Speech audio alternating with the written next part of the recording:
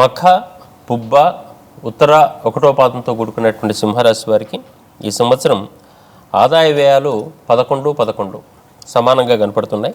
రాజపూజ్యం 3, అవమానం 6. కాబట్టి వీళ్ళు తప్పనిసరిగా ఎవరిని అవమానించకూడదు. ఏదైనా చిన్న చిన్న ఇబ్బందులు వచ్చినప్పుడు కూడా తట్టుకోవాలి. ఆ తర్వాత ఎదుటి వ్యక్తిలో దైవధ్యానం చేసుకుంటూ ఉండటం, అందరిలో గొప్పవాడిని చూస్తూ ఉండటం అనేది అలవాటు చేసుకోవటం మంచిది. సింహరాశి వారికి ఈ సంవత్సరం గురు సంచారం అనేటటువంటిది దశమ స్థానం మే 14 వరకు ఉన్నది. వృత్తిపరమైనటువంటి ఉన్నతిని చూపించే అవకాశం ఇది.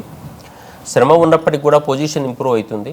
కానీ మే 14 తర్వాత దాదాపుగా సంవత్సరాంతం వరకు కూడా మనకు లాభస్థానంలో ఉండేటువంటి గురువు కాబట్టి అనేక రకాల గౌరవాలు, ప్రయోజనాలు, సంతోషాలు, సౌఖ్యాలు అన్నీ ఏర్పడే అవకాశం ఉంటుంది. ముఖ్యంగా నలుగురు లోపల గొప్పతనం, అన్నిటికన్నా గొప్పతనం ఏమిటి అంటే మనం వెళ్తుంటే ఇద్దరు మనకు నమస్కారం చేయగలిగిన విశేషమే గొప్పతనం అంటాం. అటువంటి గొప్పతనం, కీర్తి సంపాదించుకోవాల్సిన సమయం ఇది. అక్కడ ఉన్నది కాబట్టి వచ్చి తీరుతుందని అనుకోవటం మన వాళ్ళకున్న భ్రమ, అది కాదు. ఇటువంటి మంచి సందర్భం లోపల అది సాధించవలసినటువంటి సమయం ఇది. కాబట్టి వాళ్ళు ఇప్పుడు ఇంత ప్రయత్నం చేస్తే ఇంత ఫలితం వస్తుంది.